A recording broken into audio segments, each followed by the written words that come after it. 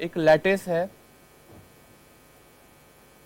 उसमें अगर आपके इक्वल नंबर ऑफ कैटायन और एनाइन मिसिंग हो उसमें से, तो उस डिफेक्ट को हम शॉर्टकी डिफेक्ट बोलते हैं। जस्ट लाइक हमारे पास positive and negative ion present हैं इसमें,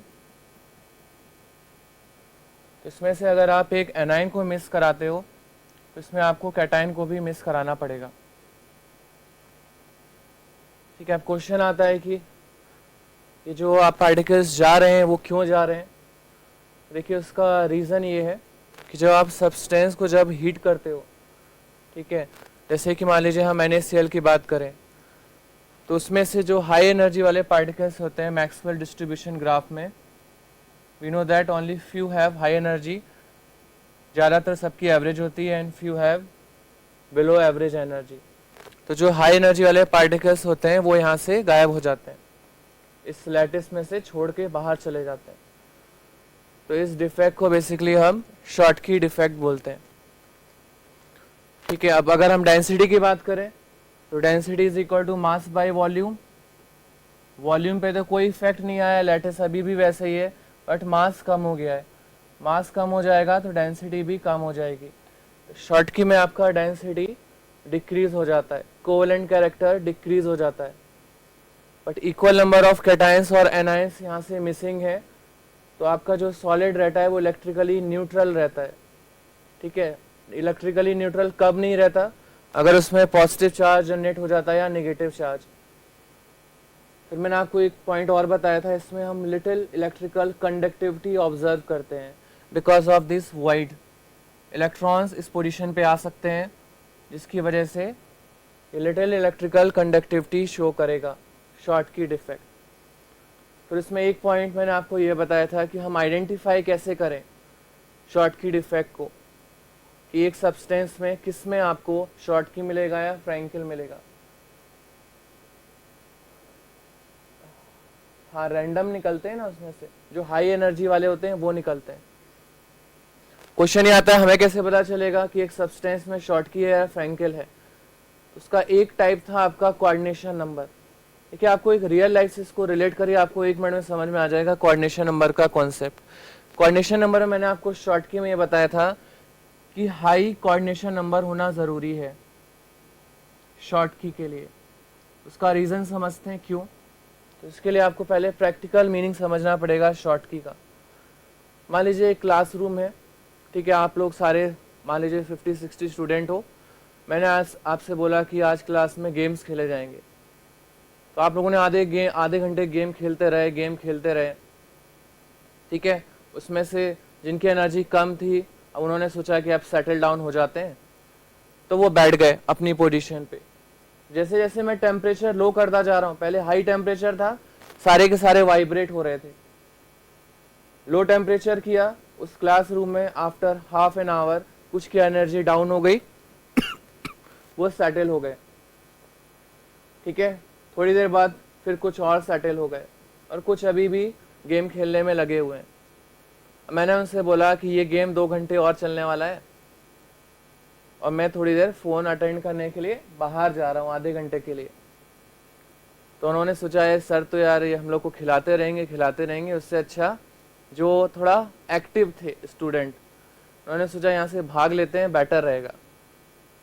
तो उन्होंने क्या सोचा, इस क्लासरूम से हम बाहर निकल लेते हैं, जब तक सर आएंगे तब तक हम क्लासरूम से बाहर होंगे। अब जैसे ही मान लीजिए वो क्लासरूम से यहाँ गेट पे पहुंचे, तो उन्होंने ऑब्जर्व किया कि सर के चलने की आवाज़ आ रही है, यार अब क्या करें। अब वो गेट से जाऊंगा तो उतने टाइम में तो मुझे पकड़ लेंगे, तो काम करता हूँ यहाँ साइड में ही, साइड वाली सीट में बैठ जाता हूँ, पीछे जाने पे भी वो आके देख लेंगे मुझे तब तक। तो यहाँ पे बैठे तो मान लीजिए वो कुछ बॉयज़ थे जो भागने वाले थे क्लास से, यहाँ पे कुछ गर्ल्स बैठी थी साइड में। उन्होंने बोला यहाँ कहाँ बैठ रहे हो, दूर जाओ यहाँ से, अपनी सीट पे बैठो। उन्होंने सोचा थोड़ा और कहीं बैठते हैं, वहाँ पहले से लोग बैठे हुए थे। उन्होंने बोला यहाँ कहाँ जा रहे हो। अब उनके पास एक ही ऑप्शन बचता है, छोटी सी साइड में एक विंडो बनी हुई थी, वहीं से छलांग मार के बाहर निकल गए। तो जब तक मैं पहुंचा तब तक वो लैटिस से उस क्लासरूम से बाहर चले गए थे। अब मुझे एक चीज़ बताइए, अगर यहाँ पे स्पेस होता, अगर यहाँ पे जो गर्ल्स ने स्पेस ले लिया या जो बॉयज ने स्पेस ले लिया, बैठने नहीं दिया उनको, अगर वो स्पेस अवेलेबल होता तो ये जो पार्टिकल घूम रहा था, सारे पार्टिकल्स घूम रहे थे, वो साइड में आके बैठ जाता, बट वहां पे पहले से पार्टिकल है तो बेचारे को बाहर जाना पड़ा। तो शॉर्टकी के लिए हाई कोऑर्डिनेशन नंबर जरूरत है। हाई कोऑर्डिनेशन नंबर क्या करेगा आपका, एक पार्टिकल बहुत सारे पार्टिकल से घिरा हुआ है, ठीक है, तो अगर वो घिरा हुआ ना होता, लो कोऑर्डिनेशन नंबर होता, तो वो वहीं कहीं एडजस्ट हो जाता, बट हाई कोऑर्डिनेशन नंबर की वजह से वो लैटिस के बाहर निकल गया। तो इस वजह से शॉर्टकी में हाई कोऑर्डिनेशन नंबर की जरूरत पड़ती है, ठीक है। वन मोर इंपॉर्टेंट पॉइंट मैंने आपको नेक्स्ट में लिखाया था, मेटल का साइज इसमें बड़ा होता है। एल्कली मेटल्स हम बेसिकली यूज करते हैं, alkali and alkaline earth metal, जो कि साइज में बहुत बड़े होते हैं, ठीक है। इनमें कैटायन और एनायन का ज्यादा डिफरेंस नहीं आता है, क्योंकि कैटायन साइज में इनके बड़े होते हैं। अब बताइए, इन लोगों ने जो साइड वाले स्टूडेंट थे, उन्होंने इसको क्यों नहीं बैठने दिया। अगर वो छोटे मोटे होते, एकदम बोलते ठीक है बैठ जाओ, यहाँ पे जगह है, तो खुद इतने हैवी हैं, जो हमारे स्पेस है वो भी ले लेंगे, तो उन्होंने बोला नहीं नहीं यहाँ नहीं बैठ सकते, आप बाहर जाओ। तो अगर आपका कैटायन का साइज बड़ा है, जो इससे कैटायन एनायन का साइज बड़ा है, जो कि यहाँ से बाहर जाने वाले हैं, अगर उनका साइज छोटा होता तो वो इसमें ही कहीं एडजस्ट हो जाते, कहीं इंटरस्टिशियल पोजीशन पे बैठ जाते कहीं पे जाके, बट वो ऐसा नहीं कर पाए। क्यों नहीं कर पाए, साइज बड़ा था, उन्हें लैटिस के बाहर ही जाना पड़ा। तो शॉर्टकी में हाई कोऑर्डिनेशन नंबर चाहिए, एल्कली एल्कलाइन अर्थ मेटल होने चाहिए, क्योंकि कैटायन का साइज बड़ा होना चाहिए। कैटायन का साइज बड़ा होगा तो कैटायन और एनायन के रेडियस में ज़्यादा डिफरेंस नहीं आएगा, क्रिटिकल रेडियस में, ठीक है। फिर मैंने आपको एक पॉइंट और बताया था, लास्ट पॉइंट, कैसे आइडेंटिफाई करना है एल्कली मेटल से, क्योंकि वो साइज में बड़े होते हैं। अब देखिए, इसी में फ्रैंकेल की बात करें अगर हम, सुनते रहिए, आपको सब क्लियर हो जाएगा अभी। फ्रैंकेल डिफेक्ट में मैंने आपको क्या बताया था कि हमारे पास पॉजिटिव एंड नेगेटिव चार्ज एक आयनिक सॉलिड में प्रेजेंट है,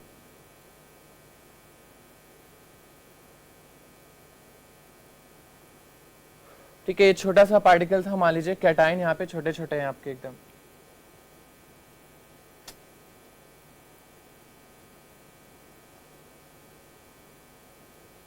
अब हम सेम चीज को आप क्लासरूम वाले में ऑब्जर्व कीजिए। तो छोटा सा एक स्टूडेंट, उसने देखा सर आने वाले हैं, पहले तो सब वाइब्रेट कर रहे थे, इसने सोचा सर तो मुझे पकड़ लेंगे, छोटा सा हूँ, जगह भी खाली है, यहीं कहीं एडजस्ट हो जाता हूँ। तो ये घूमता हुआ मान लीजिए यहाँ पे इंटरस्टिशियल पे एडजस्ट कर गया, ये उस लैटिस से बाहर नहीं निकला है, जगह भी खाली थी और बाकी ने अपोज भी नहीं किया, क्योंकि वो साइज में बहुत छोटा है। तो इसके लिए मेरी क्या डिमांड की होगी, फर्स्ट ऑफ ऑल इसमें आपका नॉर्मली कैटायन का साइज छोटा होता है, तो वो इंटरस्टिशियल पोजीशन पे जाता है, बट ओवरऑल उस क्लासरूम से कोई बाहर नहीं गया है, तो मेरा डेंसिटी पे कोई इफेक्ट आएगा क्या, नहीं आएगा, अभी भी सेम रहेगी, क्योंकि मास बाय वॉल्यूम, मास पे कोई इफेक्ट नहीं आया, ना आपके वॉल्यूम पे इफेक्ट आया, ठीक है। तो नेक्स्ट पॉइंट पे आइए, अपनी जगह छोड़ के गया है, तो डाइलेक्ट्रिक कांस्टेंट, उसकी इलेक्ट्रिकल प्रॉपर्टी थोड़ी सी इंक्रीज हो रही होगी, but positive and negative equal amount में है, दैट मीन्स वो इलेक्ट्रिकली न्यूट्रल है अभी भी। ऐसा नहीं कि मैं इसको टच करूं तो मुझे करंट फील होगा, ऐसा कुछ नहीं होगा, ठीक है। Next point, coordination number. Coordination number क्या होना चाहिए सब्सटेंस का, अगर इसको एडजस्ट करना है तो कोऑर्डिनेशन नंबर वहां लो होना चाहिए, लोग कम होने चाहिए उसके सराउंडिंग में, ज्यादा होते तो उसको जंप करके बाहर जाना पड़ता उससे। तो इसके लिए मुझे क्या जरूरत है, लो कोऑर्डिनेशन नंबर, ठीक है। साइज बताइए कैसा होना चाहिए कैटायन का, स्मॉल होना चाहिए। नेक्स्ट क्या था, alkali and alkaline earth metal size में बड़े होते हैं। 2 मिनट वेट करिए, 2 मिनट। पर उनका साइज का कंपैरिजन ज्यादा हो तो उससे बहुत साइज डिफरेंस रहेगा ना सर। साइज में आप क्या बोलना चाहते हो, साइज में डिफरेंस ज्यादा हो तो फ्रैंकेल में आएगा, तो वो उनकी साइज के डिफरेंस के बीच में रह सकते हैं ना सर। हाँ वही तो मैं बोल रहा हूँ ना, वो छोटा होगा तो उनके बीच में आ जाएगा इजीली, बड़ा होगा तो आ नहीं पाएगा। तो साइज में आपके छोटे कौन से होते हैं पीरियोडिक टेबल में? डी ब्लॉक के मेटल्स। नॉर्मली डी ब्लॉक के मेटल्स आपके जो ट्रांजिशन मेटल होते हैं वो आपके फ्रैंकल डिफेक्ट शो करते हैं। ठीक है, इसके लिए कैटायन और एनाइन का जो डिफरेंस है वो लार्ज आएगा इनके रेडियस में, जबकि इसमें लगभग सेम आता है।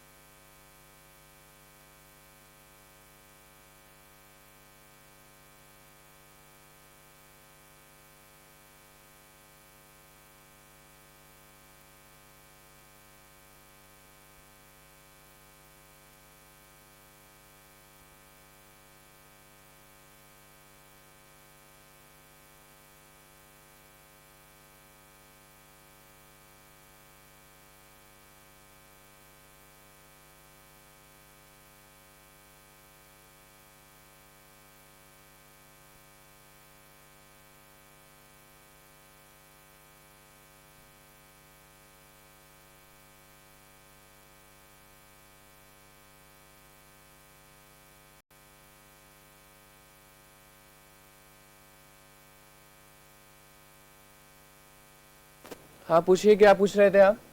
एक और एग्जांपल लेते हैं, लाइक AgCl। सर मैं पूछ रहा था जो आपने फ्रैंकल डिफेक्ट में बताया है कि size cation and anionic size में ज़्यादा डिफरेंस होगा, तो इसमें कैटायन भी ज़्यादा हो सकता है एंड एनायन का नॉर्मली कैटायन आपका साइज में छोटे होते हैं, जितने ज़्यादा हमें क्रिस्टल मिलते हैं उसमें नॉर्मली आपके कैटायन ही छोटा होता है। एनाइन भी हो सकता है, ठीक है, ऐसा ज़रूरी नहीं है, बट मोस्टली अगर हम बात करें तो उसमें कैटायन छोटा होता है। ठीक है, अब यहाँ पे देखिए CsCl एंड AgCl। Ag का साइज छोटा है क्योंकि D ब्लॉक का मेंबर है, CS आपका S ब्लॉक का मेंबर है।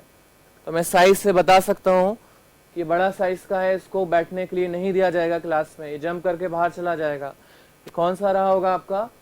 ये शॉर्ट की शो करेगा, जबकि AgCl आपका फ्रैंकल शो करेगा। क्लियर हो गया आपको पूरा शॉर्ट की इन फ्रैंकल? कोई भी डाउट अब? बट सर सोडियम क्लोराइड में दोनों आयन का जो डिफरेंस है वो ज़्यादा, तो वो फ्रैंकल ही शो करेगा। डिफरेंस कहाँ है? Cl बड़ा है आपका, CS बड़ा है आपका, यहाँ पे आपका Ag छोटा है ना, इस वजह से आपके S ब्लॉक के मेटल्स जो होते हैं वो साइज में बड़े होते हैं, और क्लोरीन वैसे भी साइज में आपका बड़ा है। हाँ बोलिए। हेलो सर, हाँ जी, आपने एग्जांपल दिया रिपीट कर दीजिए। देखिए एक CsCl आपको आइडेंटिफाई करना है, बहुत सारे तरीके हैं। सबसे सिंपल तरीका मैं बोलूँ, आपने मेटल आइडेंटिफाई किया, ये S ब्लॉक का है, साइज में बड़ा होगा, ये D ब्लॉक का है, साइज में छोटा होगा। D ब्लॉक का है तो फ्रैंकल, S ब्लॉक का है तो CsCl। और कौन सा तरीका हो सकता है? सीजियम की अगर हम बात करें, सीजियम साइज में बड़ा है आपका, तो उसमें कैटायन और एनायन के रेडियस में ज़्यादा डिफरेंस नहीं होगा, होगा ज़रूर, ज़्यादा नहीं होगा, इसमें आपका ज़्यादा डिफरेंस होगा। तो कम डिफरेंस इसमें आता है कैटायन और एनायन में, वो मेरा शॉर्ट की शो करता है, जिसमें ज़्यादा आता है वो आपका फ्रैंकल शो करता है। ठीक है, क्लियर हो गया? तो ये आपके स्टोइकियोमेट्रिक में आते हैं। स्टोइकियोमेट्रिक में फॉर्मूला चेंज नहीं होता है। फॉर्मूला चेंज होने का मतलब क्या है? मान लीजिए मैं अगर NaCl की बात करूं, NaCl में हमने ऑब्जर्व किया था एक यूनिट सेल में मेरे पास 4 Na आ रहे थे, 4 Cl आ रहे थे। ऐसे मेरे पास एवोगैड्रो नंबर ऑफ आपके यहाँ पे नंबर्स होंगे NaCl के। मान लीजिए मैं यहाँ पे कुछ लिख देता हूँ, वैल्यू 999, कुछ इस टाइप से वैल्यू है, एवोगैड्रो नंबर ऑफ पार्टिकल्स है मेरे। अब इसमें से अगर आपका शॉर्ट की होगा तो जितने पार्टिकल्स यहाँ से गायब हुए उतने यहाँ से गायब होंगे। मान लीजिए 2 पार्टिकल्स चले गए, 97 97, तो केमिस्ट इसको कैसे रिप्रेजेंट करेगा? स्टिल फॉर्मूला इज सेम, कितने भी आपके पार्टिकल्स जा रहे हैं शॉर्ट की में, स्टिल हमारा रेशियो सेम आ रहा है और NaCl ही फॉर्मूला रहेगा इसका। ठीक है, तो उसको शॉर्ट में केमिस्ट रिप्रेजेंट करते हैं स्टोइकियोमेट्रिक से। अगर मैंने बोला स्टोइकियोमेट्रिक डिफेक्ट, तो आप क्या बोलोगे? उसके फॉर्मूले में कोई चेंज नहीं आ रहा होगा, कैटायन और एनायन इक्वल अमाउंट्स में होंगे। कोऑर्डिनेशन नंबर वो मैंने आपको बताया था ना। सर कि अगर आपने जो बोला ना सर कि कल टेम्परेचर बढ़ा दूंगा तो डिफेक्ट मेरा बढ़ जाएगा सर। तो अगर ऐसे केस आ गया सर फ्रैंकल डिफेक्ट में कि सर थोड़ी देर बाद एक साइड का सारे आइटम ना इंडस्ट्रियल पोजीशन चले गए तो सर वॉल्यूम तो उस कंडीशन में उस टाइम पे कम हो जाएगा ना सर। वॉल्यूम कैसे कम हो जाएगा? एक रूम मान लीजिए मैं इस रूम पे हूँ, इस रूम से मैं दूसरे रूम में चला जाता हूँ, ओवरऑल हूँ तो एक रूम ही में ना। वॉल्यूम तो आपका उस लैटिस का है पूरा। अब उस लैटिस के अंदर वो पार्टिकल कहीं भी जा रहा है, मुझे उससे मतलब नहीं है। मेरा वॉल्यूम तो मेंटेन है और मास भी मेंटेन है। हाँ बोलिए। सर एक चीज समझनी थी सर, जैसे आपने शॉर्ट के डिफेक्ट में कहा कि दो पार्टिकल्स होते हैं जो बहुत हाई एनर्जी होते हैं और वो बाहर को निकल लेते हैं, तो सर ये कैसे प्रूव है कि वो जो दो पार्टिकल्स होते हैं उनमें से एक पॉजिटिव भी होता है एक नेगेटिव भी होता है? ऐसे भी चल सकता है ना दोनों नेगेटिव? ठीक है, हाँ मैं बता रहा हूँ आपको। देखिए शॉर्ट की डिफेक्ट आपका क्या है? स्टोइकियोमेट्रिक डिफेक्ट है। स्टोइकियोमेट्रिक डिफेक्ट में उसका फॉर्मूला चेंज नहीं होना चाहिए। आपने बोला कि सर मैं दोनों नेगेटिव ही हटा दूं तो क्या प्रॉब्लम है? हटा दो आप नेगेटिव दोनों। आपने अगर ये दो नेगेटिव हटा दिए तो वो आपका फॉर्मूला चेंज हो जाएगा उसका, और वो स्टोइकियोमेट्रिक में नहीं आएगा, वो शॉर्ट की डिफेक्ट नहीं होगा, वो कोई दूसरा डिफेक्ट बन जाएगा, वो भी आगे आएगा आपका। ठीक है, तो इस वजह से ऑपोजिट इक्वल नंबर्स में मिसिंग होने चाहिए आयंस। इसको रिमूव कर दूं, आगे चले। कोऑर्डिनेशन नंबर कैसे फाइंड करते हैं वो सब हम डिस्कस कर चुके हैं ना। मैंने आपको पूरी प्रोडक्ट टेबल बताई थी कि कौन से मेंबर किस टाइप का बॉडी सेंटर्ड रखेगा, फेस सेंटर्ड रखेगा। अगर फेस सेंटर्ड रखता है तो हाई कोऑर्डिनेशन नंबर। ठीक है ना, वो सब तो हम डिस्कस कर चुके हैं पहले। ठीक है, आगे चलते हैं। हाँ बोलिए।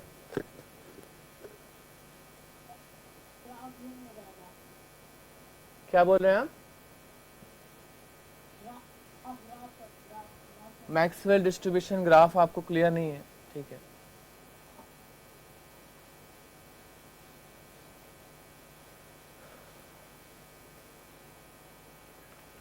देखिए मैक्सवेल डिस्ट्रीब्यूशन मैं कई बार बता चुका हूँ, आपने शायद 11th में नहीं पढ़ा होगा, एक बार और देख लीजिए। देखिए मैक्सवेल डिस्ट्रीब्यूशन ग्राफ आपका पॉपुलेशन वर्सेस एनर्जी के बीच में होता है। ये ग्राफ ये शो करता है कि अगर मान लीजिए एक टेस्ट ट्यूब में हमारे पास एवोगैड्रो नंबर ऑफ पार्टिकल्स हैं, उसमें से कुछ पार्टिकल्स ऐसे होंगे, मान लीजिए 5% सिर्फ, जो बहुत हायर एनर्जी रखते हैं, हाई एनर्जी रखते हैं। ज़्यादातर पॉपुलेशन जो आ रहा है वो सब एवरेज एनर्जी में आ रहा है, और कुछ आपके बिलो एवरेज आते हैं। जैसे आपकी क्लास की मैं बात करूं, जब आपका रिजल्ट आएगा, कुछ स्टूडेंट का एक ही दो होंगे मान लीजिए, अब एक दो तो नहीं बोलना चाहिए मुझे, मान लीजिए फिर भी कम ही स्टूडेंट होंगे जिनका रिजल्ट बहुत अच्छा आएगा, कुछ का एवरेज आएगा और कुछ का जो बिल्कुल नहीं पढ़ते वो बिलो एवरेज आएगा। तो ज़्यादातर कैसे होंगे? एवरेज वाले, जिनका एवरेज रैंक आएगा बेसिकली। ठीक है, ऐसे ही अगर हम मान लीजिए आपकी क्लास की बात करें तो आपकी क्लास में से कुछ स्टूडेंट ऐसे निकलेंगे जो बहुत ज़्यादा एक्स्ट्रा ऑर्डिनरी निकलेंगे, ज़्यादातर सब एवरेज जॉब करने वाले निकलेंगे और कुछ बिलो एवरेज वाले। अपने हेयर्स की बात करें, हमारे हेयर्स में कुछ ज़्यादा लेंदी, कुछ लेंदी होंगे, ज़्यादातर सब एवरेज हैं और कुछ छोटे भी होंगे। ह्यूमंस की हाइट की बात करें, कुछ एक्स्ट्रा ऑर्डिनरी लंबे हैं, ज़्यादातर सब एवरेज हैं, कुछ आपके बिलो एवरेज है। तो ये आपका मैक्सवेल डिस्ट्रीब्यूशन है। तो ये हाई एनर्जी वाले पार्टिकल जब मैं क्रिस्टलाइज करता हूँ उसको, तो वहाँ से डिसअपियर हो जाता है, निकल जाता है उतने में। उस क्लासरूम में से कौन से स्टूडेंट निकले जो बहुत ज़्यादा एक्टिव थे? नेक्स्ट डिफेक्ट देखिए, दैट इज फ्रैंकल डिफेक्ट। हाँ जी बोलिए।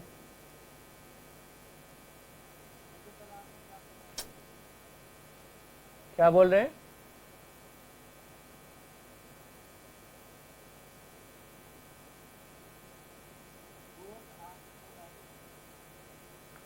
आपकी वॉइस नहीं आ रही है मुझे। Both are thermodynamic defect.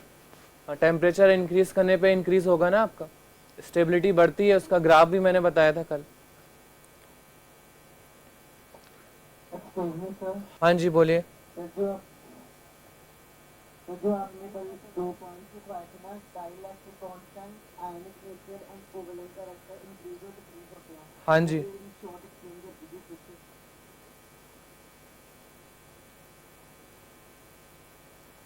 देखिए आपके जो डाइलेक्ट्रिक कांस्टेंट इलेक्ट्रिकल प्रॉपर्टी मैंने आपको क्या बताया था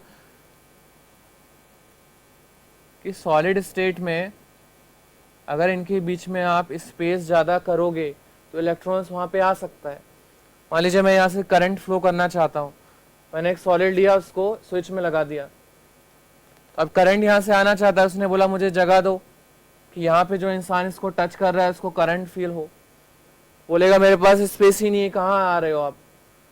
अगर इसके बीच में स्पेस आ जाए तो ये जंप करके यहाँ पे आ जाएगा इस वॉइड पे, फिर यहाँ पे आ जाएगा, फिर आप इसको टच करोगे तो आपको करंट फील होगा। तो अगर उसके बीच में स्पेस बन रहा है तो इस इलेक्ट्रॉन फेवरेबल कंडीशन है, डाइलेक्ट्रिक कांस्टेंट बढ़ेगा, उसकी इलेक्ट्रिक प्रॉपर्टी बढ़ रही है, आयनिक प्रॉपर्टी बढ़ रही है। तो बस यही बताया था मैंने। शॉटकी हो या फ्रैंकेल हो, उसमें नॉर्मल पोजीशन तो छोड़ दे रहा है आपका, जो आपके जो हमारे आयंस हैं, उस वजह से उसमें स्पेस क्रिएट हो जा रहा है, उस स्पेस में इलेक्ट्रॉन जंप करके आ जाता है, तो उसकी डाइलेक्ट्रिक कांस्टेंट प्रॉपर्टी इंक्रीज हो जाती है। ठीक है, अब यहाँ पे आइए। तो आयनिक नेचर का भी सेम रीजन है। हाँ जी, उसका कोवेलेंट नेचर कम हो रहा है तो आयनिक नेचर इंक्रीज हो रहा है। यहाँ पे आइए अब, एफ सेंटर डिफेक्ट, ये भी आपका मोस्ट इंपॉर्टेंट है।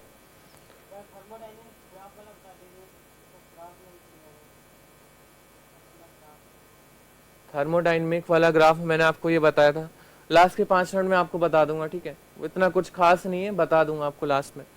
अभी इस पे फोकस करिए। एफ सेंटर डिफेक्ट देखिए, एफ यहाँ पे आपका रिप्रेजेंट करता है फॉर बेंजर। नहीं, अभी एक मूवी आई थी, आपने देखा होगा एवेंजर, तो उसका कोई ये दूसरा पार्ट लग रहा है फॉर बेंजर। उसमें बहुत सारे आपके हीरो थे, सुपर हीरो थे, तो बहुत सारे कलर शो करते हैं वो। तो फॉरबेंजर एक जर्मन वर्ड है जिसका मतलब होता है कलर। तो एफ यहाँ पे क्या रिप्रेजेंट कर रहा है आपका, कि जो ये सब्सटेंस, जो ये आपका डिफेक्ट शो करेगा, वो बेसिकली कलर्ड वाला होगा, वो सब्सटेंस कलर्ड हो जाता होगा आपका। ठीक है, अब ये होता क्या है हमें ये समझना है। मान लीजिए आपके घर पे कोई बाहर से गेस्ट आ रहे हैं, मान लीजिए पेरिस से कोई आपके गेस्ट आ रहे हैं, आपको कुछ उनको कुछ अलग शो करना चाहते हो, तो आपने क्या किया, जो आपके घर पे जो सॉल्ट होता है NaCl, कलरलेस होता है, वाइट कलर का, आप चाहते हो कि इसको येलो कलर का कन्वर्ट कर दूं। मैं कर सकता हूँ, येलो सॉल्ट बना सकता हूँ अपने घर पे। तो इसको मैं येलो कैसे करूंगा, एफ सेंटर की हेल्प से, एफ सेंटर की हेल्प से मैं इसको येलो कर सकता हूँ। देखिए कैसे, अब हल्दी वल्दी कुछ नहीं डालूंगा फिर भी ये येलो हो जाएगा। उसके लिए हम करेंगे क्या, फर्स्ट ऑफ ऑल आपको ये पता होना चाहिए कि जो सोडियम वेपर होता है, आपने स्ट्रीट लाइट में देखा होगा, बड़ी बड़ी स्ट्रीट लाइट लगी रहती हैं, इसमें सोडियम वेपर भरा हुआ रहता है, Na वेपर। इस Na वेपर की वजह से वो स्ट्रीट लाइट हमें येलो कलर की दिखती है।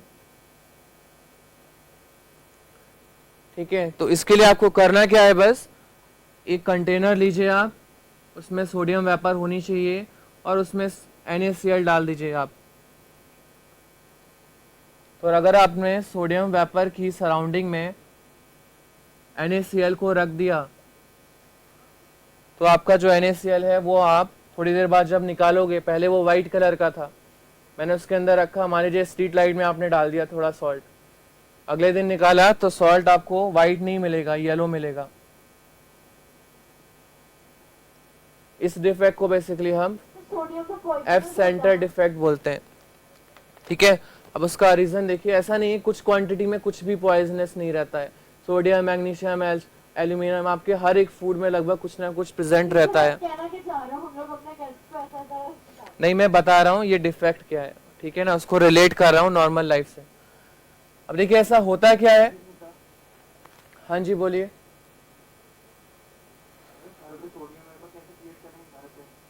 आप एक वो जो आपका जो बल्ब आता है स्ट्रीट लाइट वाला, उसको लेके आइए, उसमें आप भर दीजिए, थोड़ा सा छेद करके सॉल्ट डाल दीजिए, बाहर से टेप लगा के बंद कर दीजिए, अगले दिन निकालिएगा उस सॉल्ट को तो येलो कलर का हो जाएगा। ठीक है, यहाँ पे देखिए अब, बस आपके बताई हफ्ते करते रहे, मम्मी को एक नहीं लगा कि घर से बाहर निकाल देना। ठीक है। अब आगे चलिए, यहाँ पे इसका रीजन फाइंड करते हैं। ऐसे ही अगर मैं पोटेशियम क्लोराइड को रखूं किसकी सराउंडिंग में, पोटेशियम की वेपर में, के की वेपर में, तो इसमें हमें वॉयलेट कलर का सब्सटेंस मिलता है, बैंगनी कलर का या ब्लू कलर भी बोल सकते हैं। ठीक है, इसमें आपको हम बोल सकते हैं ब्लू कलर या वॉयलेट कलर का मिक्सचर मिलेगा। ऐसे अगर मैं LiCl को लिथियम के वेपर में रखूं तो मुझे पिंक कलर मिलेगा उस सब्सटेंस का। पहले वो कलरलेस था, उसके बाद मुझे पिंक मिलेगा। तो आपने एक चीज़ ऑब्जर्व की होगी कि अगर मुझे सॉल्ट का कलर चेंज करना है तो मुझे उस मेटल के वेपर में ही रखना पड़ेगा। NaCl का कलर चेंज करना था तो सोडियम का वेपर लिया, KCl का चेंज करना था पोटेशियम का वेपर लिया, LiCl के लिए लिथियम का वेपर लिया। तो अगर आप ये सोचो कि लिथियम के वेपर में मैं NaCl डाल दूं तो आपको कुछ नहीं मिलेगा, वहां पे आप सेंटर आपका नहीं आएगा। ठीक है, तो इसका कलर फॉर्मेशन में इफेक्ट है। अब ये सब हो कैसे रहा है हमें ये स्टडी करना है। तो देखिए होता क्या है, एक ही आपका NaCl का स्ट्रक्चर है, इसमें Na plus and Cl minus आपके प्रेजेंट है।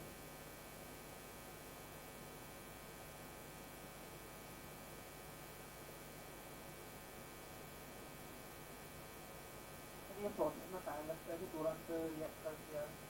टेम्परेचर हाई करना पड़ेगा, हो जाएगा थोड़ी देर में। 500 से अबव करना पड़ेगा आपको टेम्परेचर।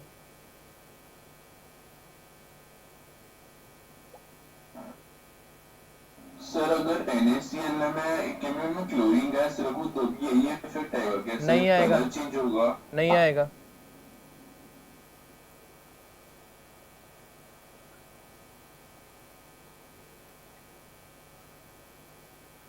देखिए चॉकलेट भी आती थी, मुझे पता नहीं था। यहाँ पे देखिए NaCl को हमने सोडियम के वेपर में रख दिया है। एक्चुअल में हो क्या रहा है वहाँ पे, आपको ये ऑब्जर्व करना है। देखिए NaCl को हम जैसे ही हीट करते हैं, मान लीजिए अगर मैं इस मार्कर को हीट करूं तो सबसे पहले इफेक्ट क्या आएगा, आप इसके सरफेस पे जो पार्टिकल हैं वो इसके मेल्ट होने लगेंगे। तो जो सरफेस वाले पार्टिकल होते हैं उन पे सबसे पहले इफेक्ट आता है, वो पार्टिकल्स दूर दूर जाने लगते हैं, उनमें फ्लो होने की टेंडेंसी आ जाती है। तो जो ये सरफेस वाले पार्टिकल हैं इस पे इफेक्ट सबसे पहले पड़ेगा।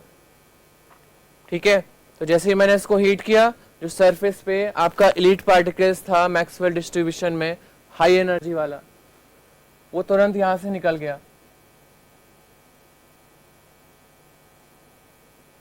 ठीक है, वो बाहर आ गया यहाँ पे। अब जो यहाँ पे सोडियम है ये एकदम शाउट कर रहे हैं बुरी तरह, ये क्या किया, क्यों चलेगा यहाँ से, हमें अब इलेक्ट्रोस्टैटिक रिपल्शन फील हो रहा है। यहाँ पे आपका दूसरा सोडियम भी होगा, एकदम मॉलिक्यूल के अंदर हंगामा मचा रहे हैं कि Na प्लस प्लस आ गया है, रिपल्शन लग रहा है, हम कैसे स्टेबल रहेंगे। ये तो अपना आराम से मस्त बाहर निकल गया, Cl माइनस। अब जो ये Na है ये इस Na प्लस को टीज कर रहा है कि मेरे पास जो कॉन्फ़िगरेशन है 28,1 है, तुम्हारे पास 2,8 है, मेरे पास तुमसे एक इलेक्ट्रॉन ज़्यादा है, मैं तुमसे रिच हूँ। बट ये असलियत जानता है, ये बहुत दुखी है अंदर ही अंदर, क्योंकि इसके पास नोबल गैस का कॉन्फ़िगरेशन है, इसके पास नहीं है। तो ये सोच रहा है कि मुझे एक मौका मिले और मैं इस इलेक्ट्रॉन्स को यहाँ से निकाल दूँ और मुझे भी नोबल गैस का कॉन्फ़िगरेशन मिल जाएगा। तो जैसे ही क्लोराइड आयन बाहर आया, इससे सब वाइब्रेट हो रहे थे हीट करने पे, और सरफेस वाला पार्टिकल मेल्ट होने की वजह से वो बाहर आ गया। ये जैसे ही बाहर आया, इस Na ने देखा अब तो मौका मिल चुका है, क्यों ना मैं इस इलेक्ट्रॉन्स को यहाँ से निकाल दूँ। इसने इस इलेक्ट्रॉन्स को यहाँ से निकाला और यहाँ बन गया Na प्लस। अब ये Na प्लस इस Cl माइनस के साथ स्टेबल हो जाएगा। अब इसके पास दो प्रॉफिट हैं, जो ये सोडियम वेपर था। फर्स्ट प्रॉफिट, नोबल गैस का कॉन्फ़िगरेशन मिल गया। सेकंड, इस Cl माइनस से इसको इलेक्ट्रोस्टैटिक अट्रैक्शन फील हो रहा है, तो इसको दो स्टेबिलिटी मिल रही है। मतलब ये बहुत ज़्यादा हमारे लिए फेवरेबल कंडीशन है। बट ये लोग तो यहाँ शाउट कर रहे हैं कि अरे हमारा नेगेटिव चार्ज दो हमें स्टेबल नहीं है। तो उसने बोला एक कि रुको, मेरे पास एक इलेक्ट्रॉन है, इसको एंटर करा लो बीच में, आप भी खुश रहो मैं भी खुश हूँ। तो बताइए इलेक्ट्रॉन क्यों आया यहाँ पे? अब इसको फीलिंग थोड़ी ना है कि इसने बुलाया और यहाँ पे आ गया। ये पॉजिटिव चार्ज है, पॉजिटिव के साथ अट्रैक्शन पॉजिटिव चार्ज है, यहाँ से जैसे ही घूम रहा होगा इसने अपनी तरफ खींच लिया बीच में और ये यहाँ पे लगा दिया इसको। ट्रैप्ड इलेक्ट्रॉन को जैसे ही इसको मैंने अब टेम्परेचर लो किया, अब तो ये बेचारा इलेक्ट्रॉन यहीं फंस के रह गया। अब तो this trapped electron is called F centre.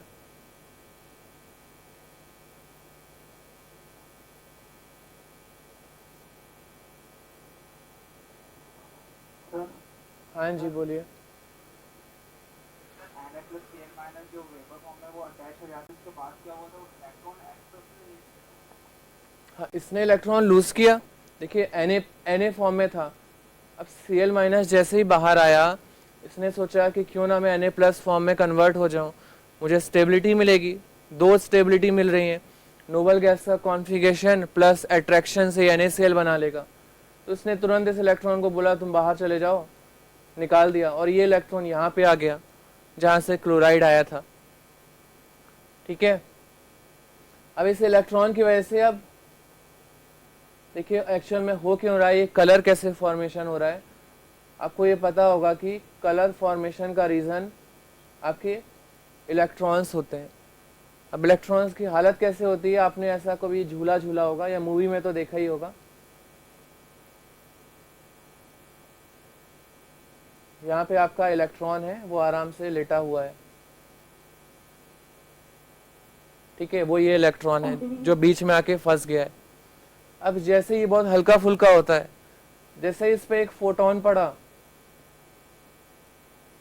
ये तुरंत वाइब्रेट होने लगता है ऊपर नीचे। एक्चुअल में होता क्या है, इसका अगर मैं एटॉमिक स्ट्रक्चर बनाऊं, जो इलेक्ट्रॉन यहाँ पे प्रेजेंट था इनिशियली, जैसे ही फोटोन पड़ता है ये हायर एनर्जी पे चला जाता है और उस हायर एनर्जी पे जिस वेवलेंथ को ये एब्जॉर्ब करता है, हमें उस टाइप का सब्सटेंस दिखता है। तो यहाँ पे जो इलेक्ट्रॉन था, जैसे इस पे फोटोन पड़ा H फॉर्म में, वो हायर एनर्जी में एक्साइटेड हो गया, आपका ऑसिलेट होने लगा, जिससे कि NaCl मेरा येलो बन जाएगा आपका। अब कुछ डाउट आ रहा है तो पूछिए। क्लियर हो गया है? क्लियर हो गया। इसको लिख लीजिए, इसका डेफिनेशन लिख लीजिए एफ सेंटर का।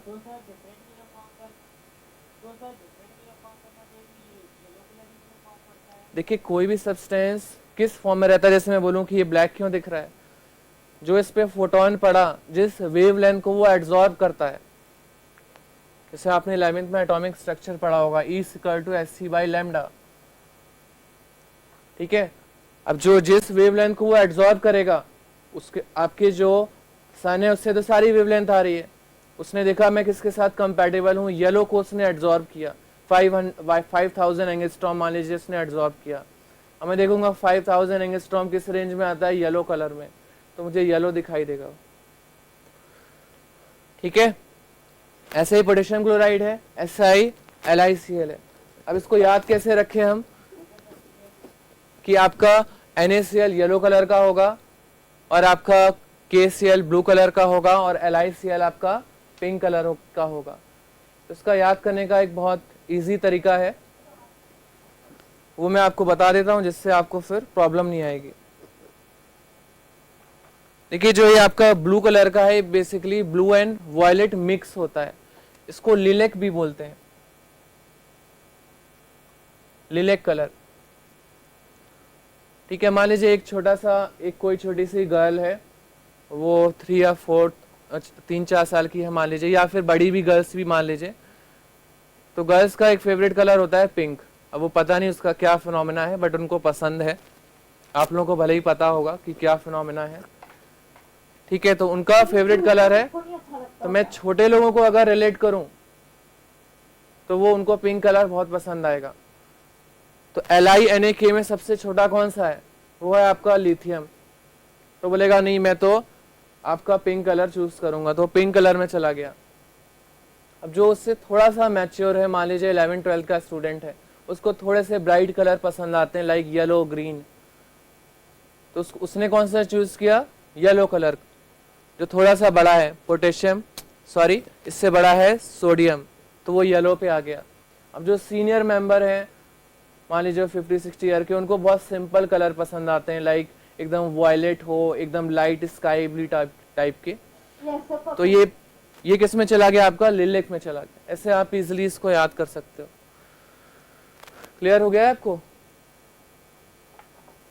क्लियर हो गया। एंड सर ये मिसकंसेप्शन है कि सारी लड़कियों को पिंक कलर अच्छा लगता होता है। हाँ, सबको नहीं लगता है, ज्यादातर को लगता है। नहीं, उसका अलग फिनोमेना है ना, कलर शो करने के बहुत सारे रीजन होते हैं, बट एक मेन फिनोमेना ये इलेक्ट्रॉन है, ठीक है। वो आप अमोनिएटेड जो इलेक्ट्रॉन बोल रहे हो, उसमें भी इलेक्ट्रॉन ही आता है, जिसकी वजह से वो कलर शो करता है। तो एक्स्ट्रा इलेक्ट्रॉन अगर आ जाते हैं तो उसका कलर शो होने का उसका रीजन यही होता है। उसका मैकेनिज्म अलग है बट तरीका सेम ही है। हाँ जी बोलिए।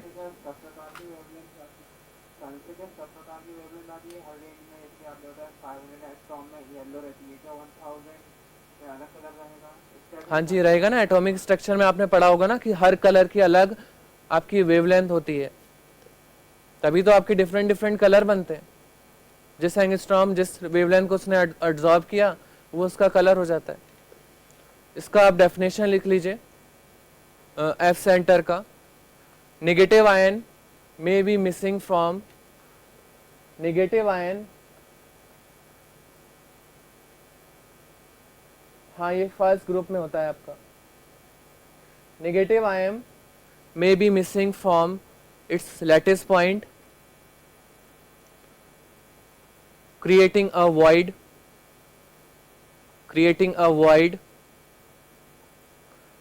and that तो बोलो। F center फर्स्ट लाइन मैंने आपको क्या बोली थी, a negative ion may be missing from its lattice point and creating a void,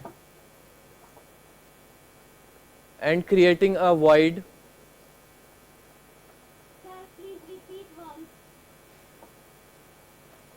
ठीक है। A negative ion may be missing from its lattice point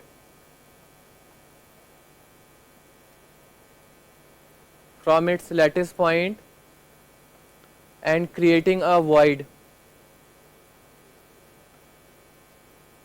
and that void is occupied by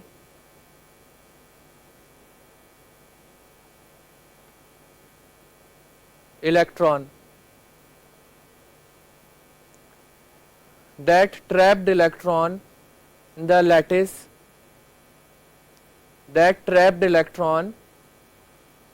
trapped means जो फंस जाता है इसमें, that trapped electron in the lattice is called F center। ठीक है। नहीं, बेसिकली ये मेटल पे डिपेंड करता है ना। सोडियम की कैपेसिटी एब्जॉर्ब करने की है येलो कलर की, तो वो जब आप उसको हीट करते हो बहुत हाई टेम्परेचर पे, तो वो उस वेवलेंथ को एब्जॉर्ब करता है। तो ये आपका एफ सेंटर हो गया। आगे चलते हैं, इसको रिमूव कर दूं।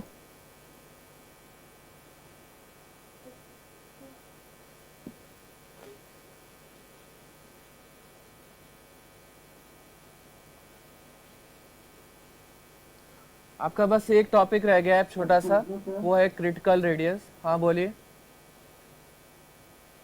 सर इसमें सोडियम में तो वॉइड क्रिएट कर सकता ना, अगर ये बाहर चले जाए तो। सोडियम बाहर जाएगा तो उसको स्टेबल कोई बना नहीं पाएगा ना, ये प्रॉब्लम है। क्लोराइड तो बाहर चला गया क्योंकि उसको पता था Na है बाहर, वो उससे स्टेबल हो गया।